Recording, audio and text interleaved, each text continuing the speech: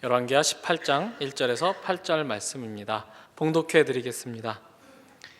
이스라엘의 왕 엘라의 아들 호세아 제3년에 유다 왕 아하스의 아들 히스기야가 왕이 되니 그가 왕이 될 때에 나이가 25세라 예루살렘에서 29년간 다스리니라. 그의 어머니의 이름은 아비요 스가리아의 딸이었더라. 히스기야가 그의 조상 다윗의 모든 행위와 같이 여호와께서 보시기에 정직하게 행하여 그가 여러 산당들을 제거하며 주상을 깨뜨리며 아세라 목상을 찍으며 모세가 만들었던 놋뱀을 이스라엘 자손이 이때까지 향하여 분향함으로 그것을 부수고 느후스단이라 일컬었더라. 히스기야가 이스라엘 하나님 여호와를 의지하였는데 그의 전후 유다 여러 왕 중에 그러한 자가 없었으니 곧 그가 여호와께 연합하여 그에게서 떠나지 아니하고 여호와께서 모세에게 명령하신 계명을 지켰더라. 여호와께서 그와 함께 하심에 그가 어디로 가든지 형통하였더라. 저가 아수르 왕을 배반하고 섬기지 아니하였고 그가 블레셋 사람들을 쳐서 가사와 그 사방에 이르고 망대에서부터 견고한 성까지 이르렀더라. 유다 왕 히스기야에 대한 이야기가 18장부터 19장, 20장에 걸쳐 우리에게 소개되고 있습니다. 히스기야는 남다른 왕이었던 것 같죠. 3절에 보시면 히스기야가 그의 조상 다윗의 모든 행위와 같이 여호와께서 보시기에 정직하게 행하였다라고 되어 있습니다. 항상 그 왕에 대한 기록의 첫 부분은 이제 총평이죠. 전체적인 평가를 한 이후에 우리가 기억해야 할 에피소드를 그 다음에 이제 전해주는 방식으로 기록되어 있습니다. 다윗과 같았다라고 얘기하고 있는데 이런 얘기를 들었던 왕은 유대 역사상 한 명 더 있습니다. 아사 왕이 이런 얘기를 들었고 그 이후 처음으로 히스기야가 다윗처럼 행했다라는 이제 평가를 받고 있죠. 자, 어떻게 행했는가? 이제 4절에 보시면 그가 여러 산당들을 제거하고 주상들을 깨뜨리며 아세라 목상을 찍으며라고 되어 있습니다. 즉 이때까지 그 예루살렘에 성전이 있었지만 성전 외에도 여러 곳에 하나님을 예배하는 처소들을 마련하고 있었죠. 그게 산당이었는데 우리가 앞에서 쭉 보았듯이 좋은 왕들을 소개하면서도 다 잘했는데 산당은 그대로 두었다라고 해서 이제 묘한 분위기를 남겨뒀던 바로 우리가 기억하고 있습니다. 그런데 히스기야가 드디어 그 산당들을 전부 없앴다고 얘기하고 있죠. 그리고 주상과 아세라 목상이란 걸 보면 이제 우상 숭배도 거기 여전히 진행되었던 것 같습니다. 이제 그것들을 없애고 심지어는 모세가 만들었던 놋뱀을 부숴버렸다라고 얘기하죠. 자, 모세가 놋뱀을 만들어서 이제 전염병이 창궐하던 것을 막은 일이 이제 앞에 기록되어 있죠. 모세오경에. 그래서 이제 좋은 뜻으로 만들어진 것인데 이제 이스라엘 백성이 그 놋뱀에게 무언가 효험이 있을 거라고 생각하고 이제 놋뱀을 섬기기 시작했던 것 같습니다. 근데 과감하게 그것을 부숴서 없애버리죠. 자, 이렇게 행한 것으로 여호와 앞에 어떻게 정직하게 행했는가에 대한 얘기를 하고 있습니다. 그리고 5절과 6절에 이르러서 다시 이제 그에 대한 평가를 해주고 있는데 이렇게 얘기하죠. 5절에 히스기야가 이스라엘 하나님 여호와를 의지하였다. 자, 여호와를 의지하였다. 그런데 그의 의지함은 그의 전후 유다 여러 왕 중에 그러한 자가 없었다라고 얘기하죠. 전무후무하게 여호와를 의지했다고 얘기합니다. 그리고 6절에서는 그가 여호와께 연합하여 그에게서 떠나지 아니하였다라고 말하고 있습니다. 여기 이제 연합하여라는 말은 다른 말로 풀면 꼭 붙들고 있었다라는 말이죠. 여호와를 꼭 붙들고 있어서 절대 떠나가지 않았다라고 얘기하고 있습니다. 그래서 여호와께서 그와 함께 하심에 그가 어디로 가든지 형통하였더라라는 것이 히스기야에 대한 이제 전체적인 평가라고 할 수 있습니다. 훌륭한 왕이었던 것 같죠.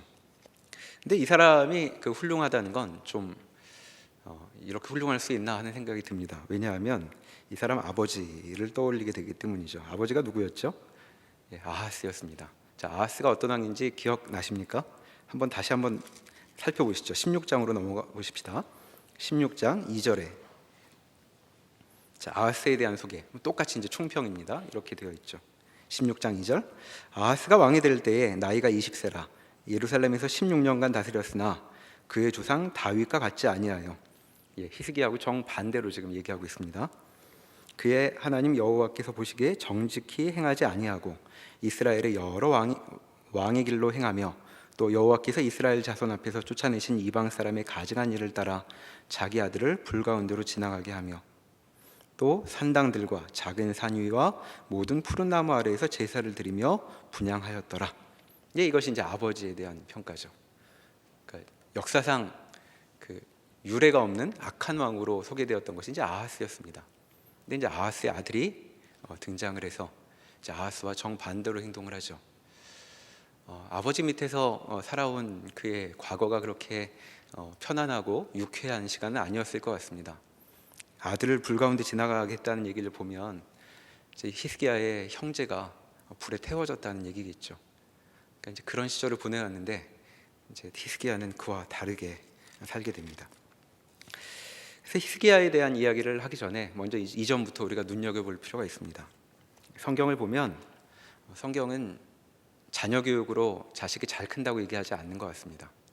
성경에 좋은 아버지 밑에 나쁜 자식도 나오고 나쁜 아버지 밑에 좋은 자식도 나옵니다. 무슨 얘기냐 하면 내 부모의 영향 때문에 자식의 인생이 망가지지 않는다라고 얘기하고 있는 것입니다. 여러분의 그 과거는 어떠십니까? 여러분 좋은 부모님 밑에서 크셨습니까? 자, 좋은 부모님이 여러분들을 구원해 주시지 않습니다. 마찬가지로 여러분의 그 성장 과정이 어두웠다면 그 일로도 너무 많이 신경 쓰지 않으시면 좋겠습니다. 왜냐하면 성경이 우리에게 그 얘기를 하고 있기 때문이죠. 어떤 부모로부터도 하나님은 하나님의 선한 사람들, 하나님을 꼭 붙드는 사람들을 만들어내실 수 있습니다. 그리고 히스기야가 그 모델로 우리에게 이제 드러나 있죠. 이것은 단지 부모만 떠올리는 문제는 아닐 것입니다. 우리의 과거가 어떻든, 우리의 과거에 어떤 일이 있었든 우리는 늘 새 출발할 수 있죠. 자, 성경은 과거로부터 우리가 제한받지 않는다고 가르쳐 줍니다.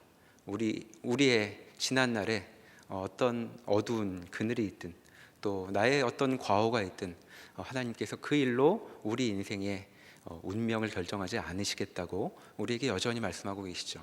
그러니 히스기야를 보면 우리가 이 점을 먼저 기억을 해둡시다. 하나님은 오늘부터도 나와 함께 새로운 일을 행하실 수 있습니다. 그리고 하나님은 그 일을 위해 오늘 하루도 우리에게 허락하신 것이죠. 어제의 일로 신음하라고 주신 하루가 아니라 오늘부터 새롭게 나와 함께 가자라고 부르시는 하루라는 것을 우리가 먼저 기억하면 좋겠습니다. 히스기야는 그래서 전례 없이 나쁜 아버지 밑에서 하나님을 만나게 되었던 것입니다. 자, 이렇게 그 총평을 한 이후에 다시 18장으로 넘어와 보시면 히스기야의 삶, 그렇게 하나님 앞에 정직히 행한 삶이 구체적으로 어떤 삶 가운데 펼쳐졌는가를 아주 인상적인 한 가지 사건을 들어 우리에게 얘기해주고 있습니다. 그것이 7절 하반부부터 있는 얘기죠. 18장 7절로 가보시면 저가 아수르 왕을 배반하고 섬기지 아니하였고 그가 블레셋 사람들을 쳐서 가사와 그 사방에 이르고 망대에서부터 견고한 성까지 이르렀더라 라고 되어 있습니다. 자, 난데없이 갑자기 어디든지 형통했다고 얘기하고 아수르 왕을 배반하여 섬기지 아니하였다는 얘기가 나와서 이어지는 것 같지만 이제 이 하반절부터 이제 구체적인 히스기야가 겪은 어떤 일을 이제 소개해주고 있는 중이죠. 저가 아수르 왕을 배반했다고 얘기하고 있습니다. 또 섬기지 않았다고. 자, 누가 아수르 왕을 섬겼었냐면 아버지가 섬겼었습니다. 자, 아버지가 어떻게 섬겼냐면 다시 16장으로 가보시겠습니까? 16장 7절.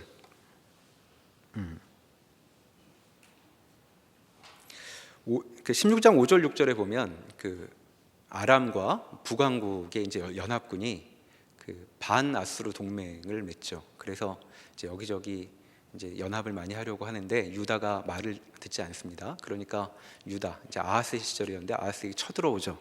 그런데 유다로서는 이제 쉽게 이길 수가 없었던 모양입니다. 그래서 7절에 보면 아하스가 아수르 왕에게 사자를 보내죠. 그리고 이렇게 얘기합니다. 나는 왕의 신복이요 왕의 아들이라. 이제 아람 왕과 이스라엘 왕이 나를 치니 청하건대 돌라와 그 손에서 나를 구원하소서라고 말하고, 그리고 아하스가 여호와의 성전과 왕궁 곳간에 있는 은금을 내어다가 아수르 왕에게 예물을 보냈다라고 되어 있습니다. 그래서 이제 와서 이제 유다를 도와주려고 했는지 모르겠지만 이제 아람과 북왕국을 정복하는 일이 벌어집니다. 그렇게 아수르하고 가까이 지내서 좀 나라의 미래를 도모하려고 했던 것이 이제 아버지 아하스의 상황이었죠. 그리고 그 판단은 썩 그렇게 나쁜 판단으로 보이지 않습니다. 왜냐하면 아수르는 그 당시에 새롭게 부상을 해서 이제 아무도 무찌르지 못하는 이제 그런 강자가 되어 있었기 때문이죠. 그런데 그 아들 때에 이르러서 아마 히스기야가 아버지 때 꼴을 보고 이제 잃어버린 몇십 년 이제 이렇게 여겼는지도 모르겠습니다. 그래서 그 아수르의 이제 반란을 일으키죠. 그러니까 아수르가 지금 북왕국까지 차지하고 있는 중인데 거기에 뭔가 그 반대를 하고 배반을 하고 섬기지 않겠다는 신호를 보냅니다. 그래서 나온 것이 이제 8절의 얘기죠. 블레셋 사람들을 치고 가사와 그 사방에 이르고 망대에서부터 견고한 성까지 이르렀다라는 말은 이제 그때 그 블레셋 지방이 전체 아수르의 판도였습니다. 그러니까 아수르를 견제하기 위해서 지금 블레셋을 공격하는 이제 그런 식의 작전을 펼쳤던 것이죠.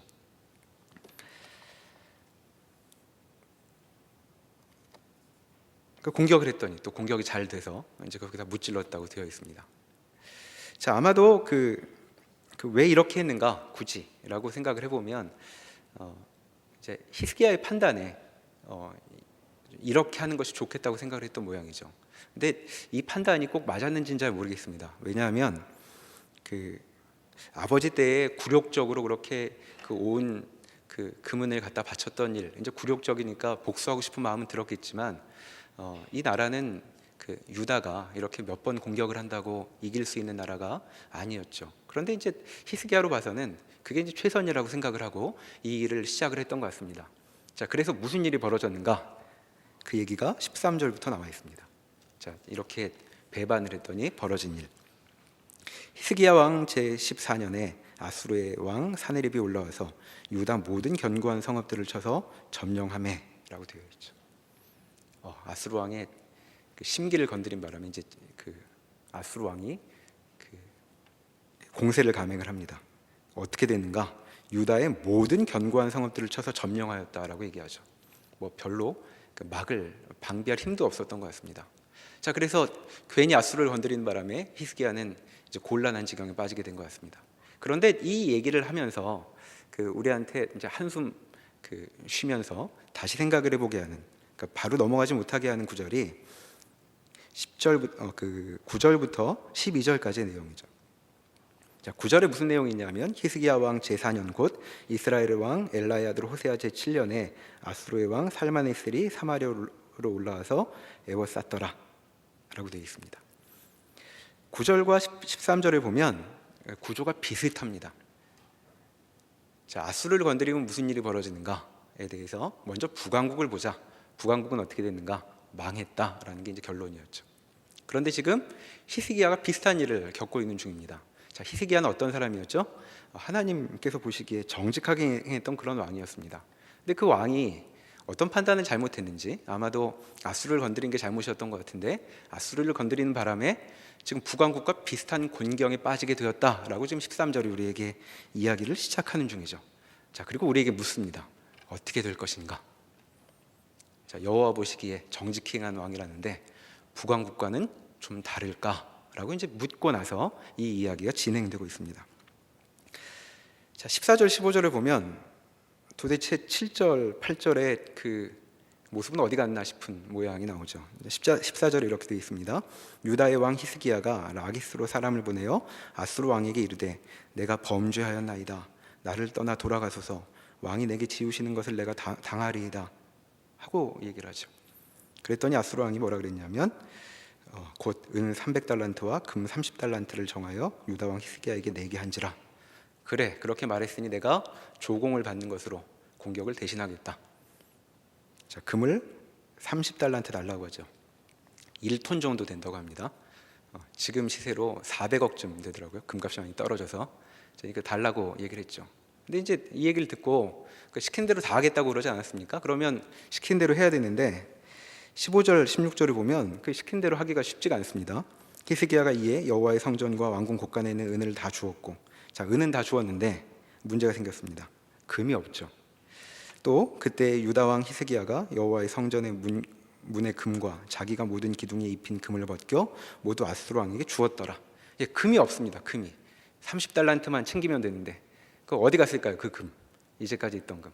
예, 아버지가 다 미리 주었죠. 아까 읽었던 16장에서. 그러니까 히스기야가 지금 난감한 상황이 됐습니다. 이 공격을 멈추게 하려면 시킨 대로 해야 되는데 금이 없죠. 그래서 지금 16절에 있던 것처럼 성전 문의 금과 기둥에 입혀놓은 금을 다 벗깁니다. 히스기야가 왕이 돼서 무슨 일을 했었냐면 성전을 정화하고 성전을 수리하는 일을 하죠. 역대하에 이제 그 기록이 나와 있습니다. 그러니까 지금 히스기야가 무언가 그 아수르하고 싸우겠다고 작은 움직임을 보였는데 이 아수르 군대가 몽땅 와가지고 앞에서 이제 예루살렘과 별로 멀지 않은 곳에 이제 블레셋을 거쳐가지고 이제 예루살렘에 다가오기 직전에 이렇게 와 있는 것이죠. 근데 보니까 싸워서 이기겠다고 할 수 있는 게 아닙니다. 그 죽창 가지고 그 원자폭탄하고 싸우겠다고 하는 것 같은지 그런 상황이 돼버린 거죠. 그러니까 이게 싸울 수 있는 문제가 아니다라고 얘기하고 이제 협상을 하고 있는데 협상을 했더니 지금 여기 있는 것처럼 이렇게 어려운 상황에 빠지게 된 것이죠. 내내 이제까지 지금 언제냐면 히스기야 왕 14년인데 그때까지 뭐 했냐면 성전 새로 수리하고 건축하고 6월절 행사 다시 지내고 이제 이렇게 했습니다. 그러니까 성전이 그나마 근사해졌겠죠. 근데 지금 이 일 때문에 그 기둥을 다 깎아냈다고 지금 얘기를 하고 있습니다. 자, 여러분 히스기야의 모습이 어때 보이십니까? 제가 보기엔 너무 가여워 보입니다. 왜냐하면 방금 본 것처럼 성전을 그렇게 수리해 놨는데 이제 성전 꼴이 어땠을까요? 자, 이 일 후에 무슨 그 페인트 칠 새로 하려고 할 때 그 칠 벗기려고 박박 대표로 문질러 놓은 것처럼 지금 성전이 그 모양이겠죠. 이제 그런 상황에 처해 있습니다. 그리고 그 전에 그 일을 열심히 하면서 뭐라 그랬냐면 하나님을 섬겨야 된다고 해서 내내 오랜 기간 동안 백성들이 해왔던 그 하나님을 섬기는 방식도 전부 금지해 놓지 않았습니까? 산당도 폐지했고 다른 우상도 못 섬기게 하고 그리고 노뱀도 오래 전부터 오던 하나님의 은혜의 상징도 없애버렸는데 지금 이 지경에 빠지게 된 것이죠. 그래서 이제 이 금은을 보내면서도 아마 아무에게도 떳떳하지 못했을 것 같습니다. 아수르한테도 떳떳하지 못할 뿐만 아니라 백성들한테 나를 믿고 따르라고 할 만한 그런 여건에 있지 못하게 된 것이죠. 자, 히스기야가 이런 상황에 빠졌죠. 어떤 왕이죠? 여호와 보시기에 정직하게 행했던 왕입니다. 그리고 여호와를 의지하는 일에 전무후무했던 왕인데 참 사는 일이 쉽지 않았던 것 같습니다. 그래서 어떻게 이제 다 긁어다가 갖다 줬죠. 자, 그랬더니 17절에 보면 얘기가 이렇게 진행이 됩니다. 아수르 왕이 다르단과 랍사리스와 랍사게로 하여금 대군을 거느리고 라기스로부터 예루살렘으로 가서 히스기야 왕을 치게 하매라고 되어 있죠. 자, 이 일이 이제 17절의 이 공세가 바로 이어지는 것인지 아니면 몇 년 있다가 이루어지는 것인지에 대해서는 이제 학자마다 좀 의견이 다릅니다. 그런데 지금 열왕기가 우리에게 알려주고 있는 바를 보면 이제 이어서 읽도록 되어 있는 것이죠. 자, 그렇게 그 앞에서 시키는 대로 해서 입막을 해놓았지만 문제가 해결되지 않았다라는 얘기를 하고 있는 중입니다. 받을 거 다 받고 물러서지 않고 다시 쳐들어오는 것이죠. 그리고 고위 관료 3명을 보냅니다. 여기 잘 읽지 않는 이제 새 명칭이 있는데 이건 사람 이름이 아니라 당시 아수르의 관직 이름이라고 이제 알려져 있습니다. 자, 그들을 보내죠. 어디로 보내냐면 그들이 예루살렘으로 올라가니라. 그들이 올라가서 윗못 수도곁 곧 세탁자의 밭에 있는 큰 길에 이르러 서니라라고 되어 있습니다. 자, 거기서 이제 왕을 부르죠. 세탁자의 밭이라는 장소에서. 그랬더니 또 유다의 고위 관료들이 와서 이제 그들을 맞아서 그들의 대화를 듣게 됩니다. 근데 이제 여기가 어디냐 하면 조금 우리가 좀 살펴볼 만한 가치가 있습니다. 이사야서로 한번 넘어가 보시겠습니까? 이사야서 7장. 자, 거기 세탁자의 밭이 나옵니다.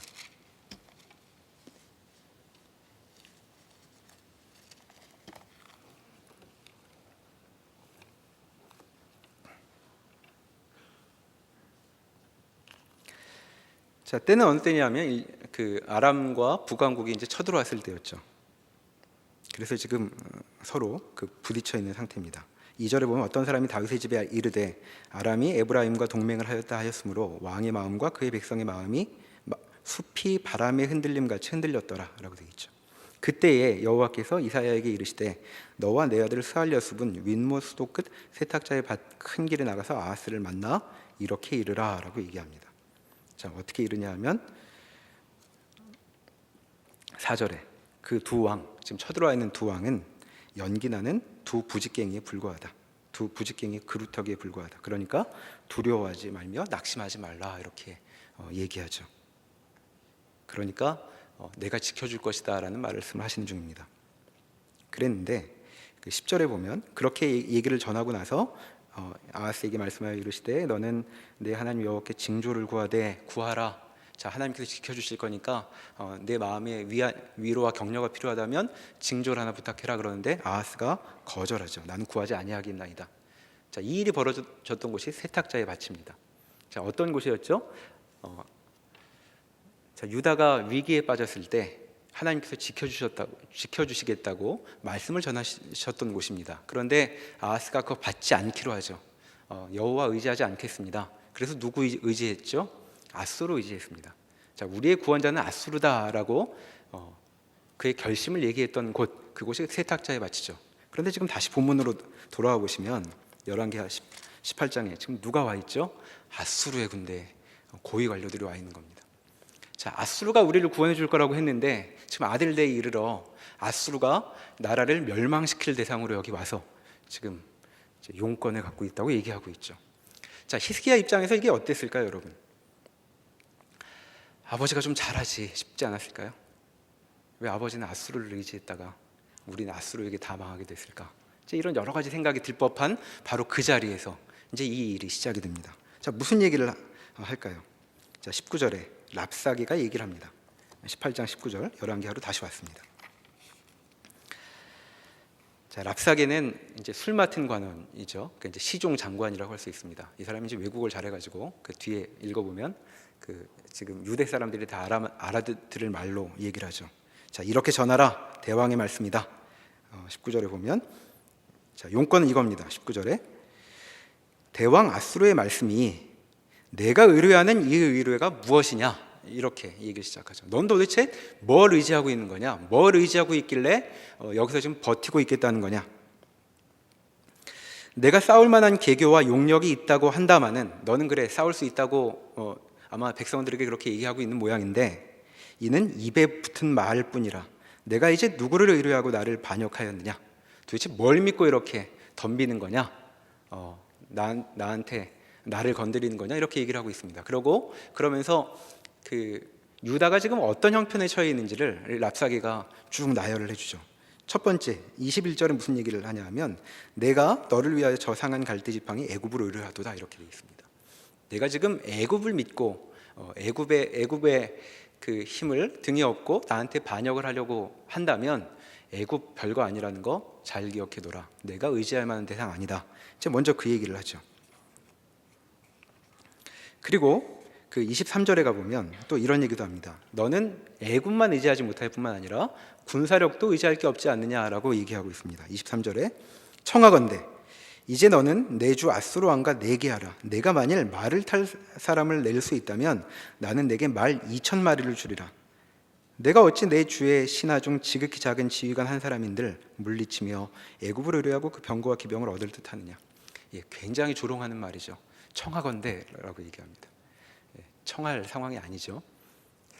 자, 말 탈 수 있는 군인 2,000명만 모으면 말은 내가 주겠다 이렇게 얘기합니다.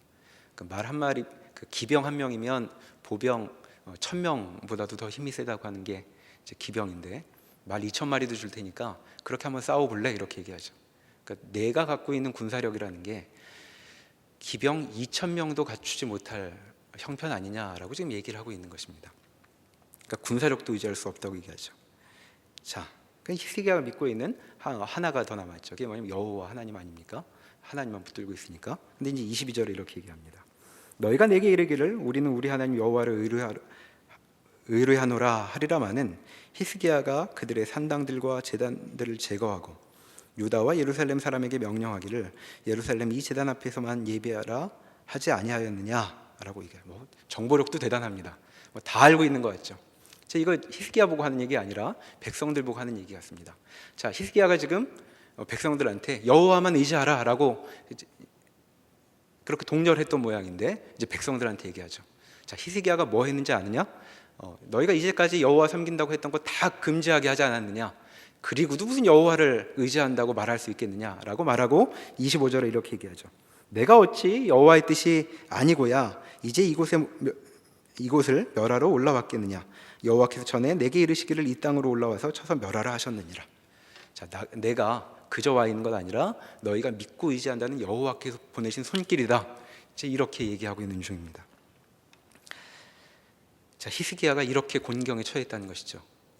그러니까 처음에 뭐라고 물었습니까? 내가 의뢰하는 이 의뢰가 무엇이냐? 내가 무엇을 의지할 수 있겠느냐라고 물었는데 지금 이 랍사게의 논지의 결론은 무엇일까요? 내가 의지할 바는 아무 데도 없다. 너는 아무도 지금 의지할 수 없는 형편에 놓였다라는 얘기로 이 일을 마무리 짓고 있습니다. 그래서 이제 이 얘기를 듣고 나니까 26절에 보면 이제 맞으러 나왔던 유다 고관들이 이렇게 얘기하죠. 청하건대, 자, 우리가 알아듣겠으니까 무슨 말씀인지 다 아니까 청하건대 아람 말로 당신들의 종에게 말씀하시고, 자, 아람 말은 당시 이제 국제 외교 언어였습니다. 유다 말로 우리에게 말씀하지 마옵소서. 백성들이 듣습니다. 이렇게 얘기를 하죠. 그랬더니 랍사게가 28절에 그 말 참 잘했다 이렇게 얘기하고 이제 일어나서 크게 소리질러 말을 합니다. 자, 이제 히스기야한테 용건이 없죠. 너희는 대왕 아수르 왕의 말씀을 들으라. 자, 29절에 이렇게 얘기합니다. 왕의 말씀이 너희는 히스기야에게 속지 말아라. 그는 너희를 건져내지 못한다라고 지금 얘기합니다. 그러고 나서 31절, 32절에 보면 이렇게 얘기하죠. 너희는 히스기야의 말을 듣지 말라. 아수르 왕의 말씀이 너희는 내게 항복하고 내게로 나아오라. 그리하고 너희는 각각 그의 포도와 무화과를 먹고 또한 각각 자기의 우물에 물을 마시라. 내가 장차 와서 너희를 한 지방으로 옮기리니 그곳은 너희 본토와 같은 지방 곧 곡식과 포도주가 있는 지방이요 떡과 포도원이 있는 지방이요 기름 나는 감람과 꿀이 있는 지방이라. 너희가 살고 죽지 아니하리라. 히스기야가 너희를 설득할지라도 히스기야를 듣지 말아라 라고 얘기하죠. 지금 31절과 32절의 얘기는 이제 이스라엘 백성, 그러니까 유다 백성들이 많이 들었던 얘기입니다. 이거 누구한테 들었던 얘기일까요? 모세를 통해 하나님께 들었던 얘기입니다. 지금 하나님이 하려던 프로젝트 내가 다 해줄 테니 거기 성 안에 갇혀 있지 말고 빨리 나와라 라고 얘기하고 있는 중이죠. 그러니까 지금 히스기야는 굉장히 어디 갈 데가 없이 곤경에 빠진 것 같습니다. 자, 이 얘기를 듣고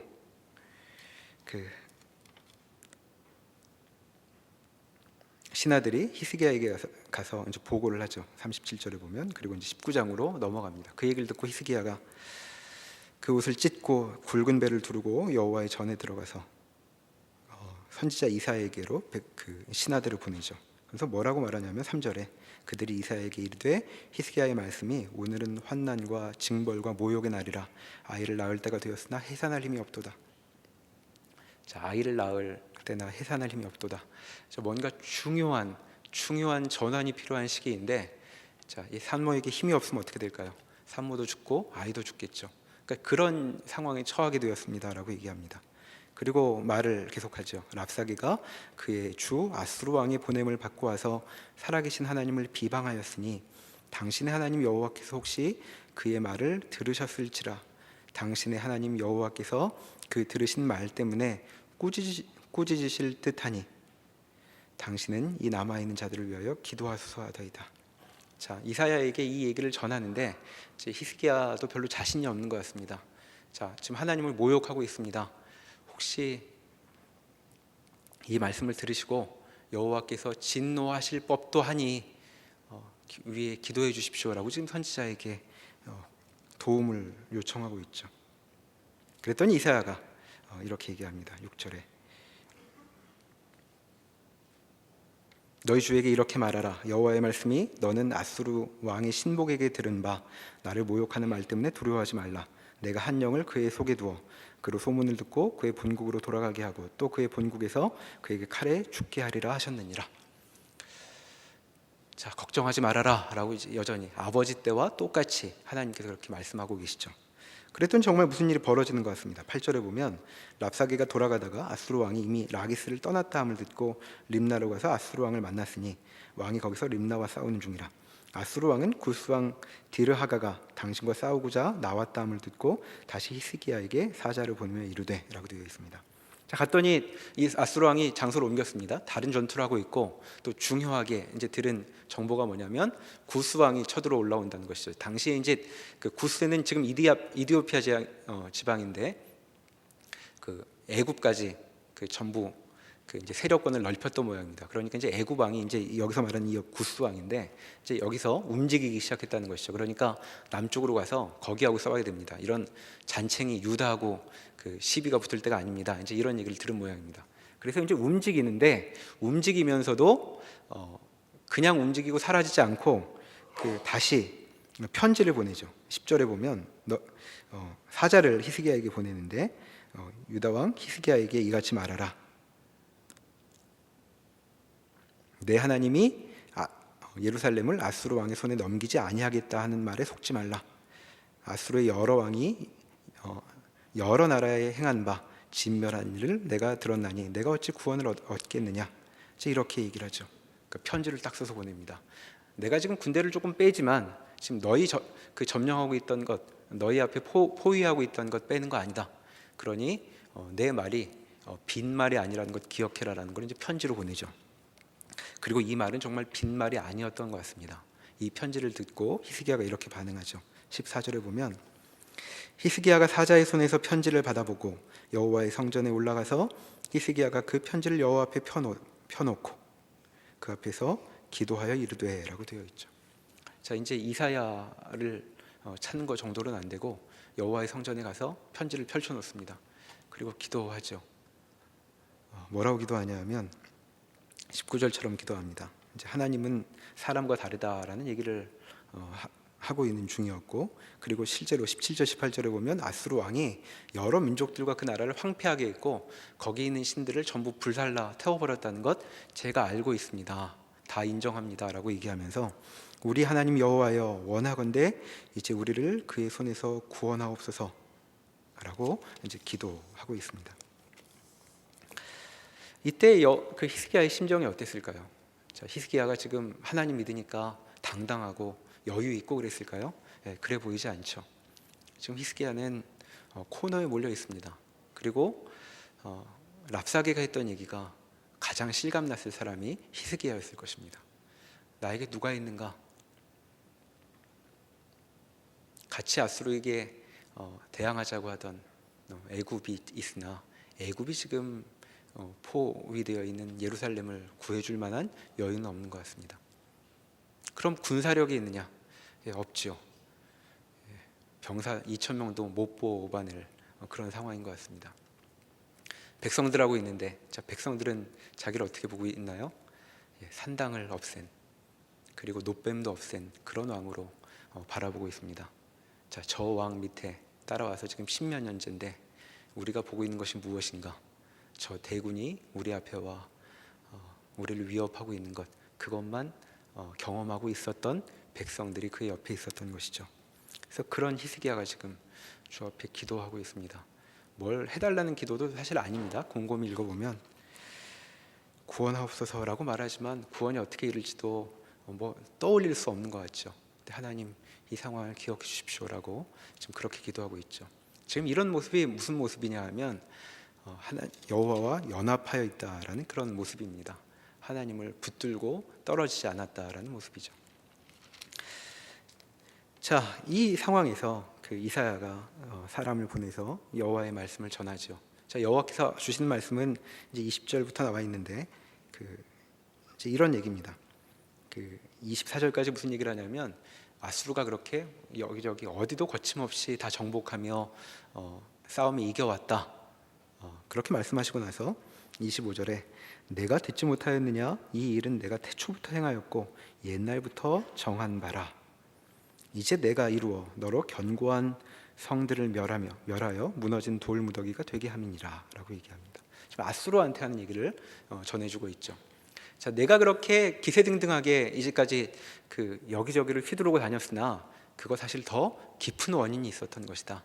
다 내가 옛날부터 정한 대로 내가 움직였던 것이다 라고 지금 그 말씀을 주고 있는 것입니다.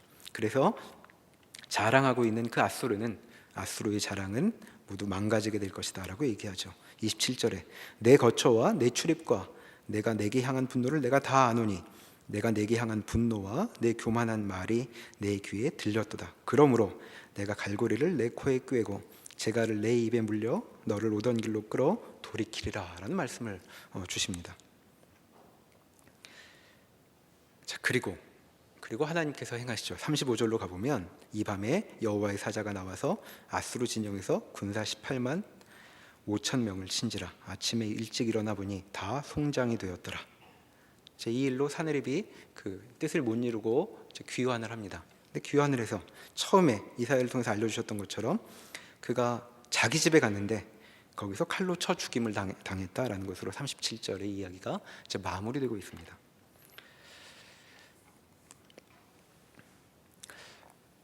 혹시 우리 가운데 여러분 내가 다른 건 모르겠지만 하나님 믿고 살아왔다라고 지난 날을 회고하시는 분들 있으실 것입니다. 나 하나님 믿고 살았지. 부족하고 실수도 많았지만 하나님 사랑하며 살았는데 삶이 왜 이럴까 싶을 때가 있을 것이죠. 히스기야가 지금 그렇게 느끼고 있을 것 같습니다. 가진 거라고는, 이제까지 해온 거라고는 여호와를 의지한 것 그거 하나밖에 없었죠. 뭐 보여줄 게 없습니다. 백성들에게도 보여줄 게 없고 외국에도 보여줄 게 없습니다.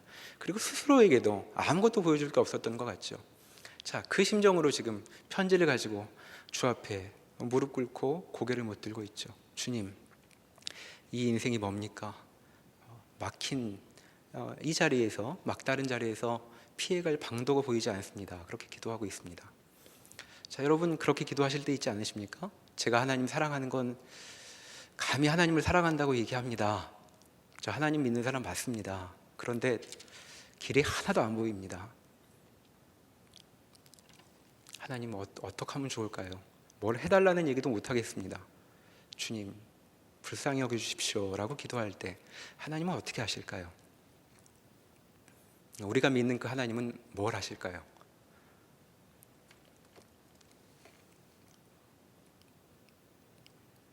히스기야가 그 장면의 모습을 우리에게 보여주고 있습니다. 하나님은 그의 백성을 지켜주시죠. 하나님은 그대로 두고 보지 않으십니다.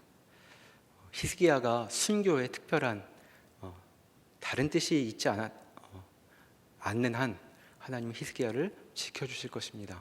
그리고 지켜주고 계시죠. 도대체 18만 5천 명이 죽을 거라고 생각을 했을까요? 생각을 못했겠죠. 그리고 그 위험한 곳을 다 피해서 아수르의 왕은 자기 집에 돌아갔는데 거기서 죽습니다. 이상한 일이죠. 집에서 죽을 거라고는 생각을 못했을 것입니다. 그런 일이 벌어지죠. 자, 우리의 탄식 가운데 하나님께서 응답하실 것입니다. 하나님은 살아계신 분이시고 하나님은 우리하고 장난하고 계시지 않죠. 그러니까 우리를 향하여 하나님을 의지하라고 말씀하고 계시고 우리에게 하나님을 의지하도록 기회를 주고 계십니다. 물론 그 삶은 그런데 하나님을 의지한다고 해서 모든 일이 잘 풀리는 삶은 아닙니다. 여러분 히스기야가 여호와를 의지하고 여호와를 떼놓지 않고 계속 붙들고 있었지만 그렇다고 히스기야에게 무슨 지혜가 달리 생겼던 것 아닙니다. 아수르하고 반목한 일은 별로 지혜로운 일처럼 보이지 않죠. 물론 히스기야로서는 최선을 다하는 일이었을 것입니다. 그의 성장 과정이나 경험을 통해서 그는 그렇게 행동했을 법하죠. 우리가 다 이해하지만 그렇다고 유다가 지금 잘하고 있는 것처럼 보이지도 않습니다. 자, 하나님을 붙들고 있다고 해서 없던 지혜가 생기지도 않습니다. 바보같이 행동하죠. 어리석게 중요한 순간에 일을 전부 망치는 것처럼 행동하기도 합니다. 어떨 때 하나님을 붙들고 있을 때도 그렇게 된다는 것이죠. 그리고 일이 꼬여가기 시작합니다. 여호와를 붙들고 있는데 꼬여가죠. 그러니까 우리는 그럴 때마다 묻습니다. 하나님 대체 뭐 하고 계시는가? 그러나 하나님을 붙들고 있다고 해서 그런 일에 안 꼬여 들어가는 것이 아니죠. 하나님은 그런 일 가운데 함께 하신다고 약속하셨기 때문입니다. 그러니까 히스기야는 지금 하나님을 붙들고 있는 것이 무엇인가를 실제로 겪어내고 있는 중입니다. 하나님을 붙들고 있을 수 있는가를 계속 묻게 되는 그 자리에, 바로 그 자리에 있는 것이 하나님을 붙들 수 있는 기회가 되는 것이죠. 그 일이 지금 여기에도 기록되어 있습니다. 29절에 보시면 이사야가 이렇게 놀라운 약속을, 자, 아수르 사실 내가 원하는 대로 움직이는 것이다. 그러니 걱정하지 말아라. 아수르 너 자랑하고 있지만 내가 심판할 것이다 라고 말씀하신 이후에 그 유다에게 이렇게 얘기하시죠. 또 내게 보일 징조가 이러하니, 이렇게 얘기합니다. 너희가 금년에는 스스로 자라난 것을 먹고 내년에는 그것에서 난 것을 먹되 제3년에는 심고 거두며 포도원을 심고 그 열매를 먹으리라. 유다 족속 중에서 피하고 남은 자는 다시 아래로 뿌리를 내리고 위에 열매를 맺을지라. 이렇게 얘기합니다. 지금 어떤 상황이었냐 하면 그 앞에 그 랍사게가 이런 얘기를 했었죠. 그 18장 27절에 백성들 들으라고 얘기합니다. 내 주께서 내 주와 내게만 이 말을 하라고 나를 보내신 것이냐? 성 위에 앉은 사람들도 너희와 함께 자기의 대변을 먹게 하고 자기의 소변을 마시게 한 것이 아니냐? 이렇게 얘기합니다. 그러니까 지금 이 포위 상태가 오래돼서 그 먹을 것이 없게 된 상황을 지금 그려내고 있는 것이죠. 그런데 지금 그 이사야를 통해 주신 말씀이 뭐라고 얘기하냐면 징조가 있을 것이다라고 얘기하고, 그 포도를 언제 먹냐면 3년 후에 먹게 된다고 얘기합니다. 그러니까 지금 이사야를 통해서 내가 너 구해주겠다고 얘기하시는데 구해주겠다고 얘기하시고, 그리고 그 군사들을 18만 5천 명을 쳐서 그 완전히 붕괴하신 것이 아니라는 것을 우리가 여기서 읽을 수 있는 것입니다. 그러니까 당장의 공세는 끊어졌지만 그렇다고 유다가 아수르로부터 자유롭게 된 것이 아니죠. 그러니까 조짐뿐입니다. 아직은 이 일은 하나님께서 왜 그렇게 정하신지는 모르겠지만 오랜 시간 계속될 것입니다. 그러니까 내일부터 잘 먹고 잘 살게 되는 것이 아니라 한참 걸리는 것이죠. 여호와를 붙들고 있는데도 계속 힘든 기간이 계속될 것입니다. 그래서 이렇게 아수르가 돌아간 이후에도 그 유다는 독립국이 되는 게 아니죠. 아수르에 조공을 바치는 상태를 그대로 유지합니다. 히스기야 내내 그렇게 지내게 되죠. 그러니까 그 히스기야는 이 일을 통해서 또 배우게 됩니다. 여호와를 붙들고 있으면 무슨 일을 겪게 되는가, 또 무슨 일을 피하게 되는가. 자, 오늘 이 문제가 오늘만에 해결되는 일, 그런 일은 여호와를 붙든다고 해서 생겨나지 않습니다. 아수르로부터 독립하게 되는 것, 유다가 이제 잘 살게 되는, 어느 나라보다도 강대국이 되는 것, 그런 일도 벌어지지 않습니다. 그것이 여호와를 붙들며 살아가는 삶에 벌어지는 일이죠. 여러분, 우리 인생에는 대체 무슨 일들이 벌어질까요? 자, 우리가 하나님을 믿고 살면 무슨 일이 면제될까요? 여러분, 어떤 일이 좀 사라질 거라고 생각하십니까? 자, 하나님을 붙들고 사는 일은 우리에게 전에 없던 지혜가 생기는 일이 아닙니다. 우리가 하루아침에 변해서 능력이 생겨나는 것도 아닙니다. 우리는 계속 우리를 괴롭힐 것입니다. 우리의 무지함과 우리의 탐욕과 우리의 어리석은 결정들은 우리의 삶을 계속 가로막을 것입니다. 그래서 우리는 히스기야처럼 궁지에 몰릴지도 모릅니다. 자, 그때 우리는 계속 묻게 되겠죠. 이 삶이 대체 무슨 의미가 있는 것일까? 뭐하라고 이렇게 계속 살라고 하는 것일까? 하나님, 제 미래에 아무 그림도 그려지지 않습니다. 무슨 3년 후는 고사하고 석 달 후 어떻게 살지도 모르겠습니다. 다음 주일에 대체 제가 어떤 모습으로 여기 와 있을지도 모르겠습니다. 주님, 어쩌면 좋겠습니까?를 계속 묻게 되는 것, 그것이 주님을 붙들고 있는 사람에게 똑같이 벌어지는 일들일 것입니다. 자, 히스기야는 그때 어떻게 했는가? 다시 18장 5절과 6절의 평가를 읽어보시죠. 히스기야가 이스라엘 하나님 여호와를 의지하였는데 그의 전후 유다 여러 왕 중에 그러한 자가 없었으니 곧 그가 여호와께 연합하여 그에게서 떠나지 아니하고 여호와께서 모세에게 명령하신 계명을 지켰더라. 자, 히스기야는 이렇게 그 시간들을 보냈습니다. 그 시간들을 모두 담아서 여호와께 연합하였다고 얘기하는 것입니다. 여호와를 붙들고 있었다. 굳세게 붙들고 있었다. 아무리 흔들려도 떨어지지 못할 만큼 여호와를 붙들고 살았다라는 것이 히스기야의 삶입니다. 그리고 하나님께서 그 삶의 한 자락을 통해 우리에게 교훈하고 계십니다. 그렇게 탄식하던 히스기야에게 하나님은 신실하셨다. 그분은 그의 인생을 책임지셨다라고 응답하고 있습니다. 우리가 하나님 백성들로 여기 부름받아 있습니다. 우리도 우리 인생도 그 어떤 일을 겪든 하나님께서 우리를 내치지 아니하실 것 기억하고 주님을 붙들면 좋겠습니다. 그렇게 주를 붙들고 주를 의지하며 살아갈 때 우리의 인생을 되돌아보는 날이 될 때에 우리도 하나님께서 우리를 기억하고 계셨다. 내가 상상할 수 없는 일이 내 안에 벌어져 하나님의 살아계심을 보여주었다라고 증언할 때가 올 것입니다. 그날이 올 때까지 우리의 신앙의 발걸음을 계속해 나가는 용기 있는 우리 모두가 되면 좋겠습니다. 기도하겠습니다. 하나님께서 복된 소식으로 우리를 부르셨고 우리의 인생이 이제 더 이상 세상에 놓여 있지 않고 하나님 안에 있게 된다고 약속해 주고 계십니다. 그러나 우리의 인생의 한 걸음 한 걸음은 하나님을 붙들고 있어야 하는가, 이 길이 맞는가를 자꾸 되뇌이게 되는 그런 질문과 의혹과 의심의 시간들로 채워져 있습니다. 하나님, 그때에도 주님을 붙들고 살게 하여 주십시오. 하나님을 의지하여 우리 인생이 하나님께 붙들림 받은 인생임을 기억하고 고백하며 나아가는 그런 사람들 되도록 주님, 우리의 발걸음을 인도하여 주시옵소서. 예수님의 이름으로 기도합니다. 아멘.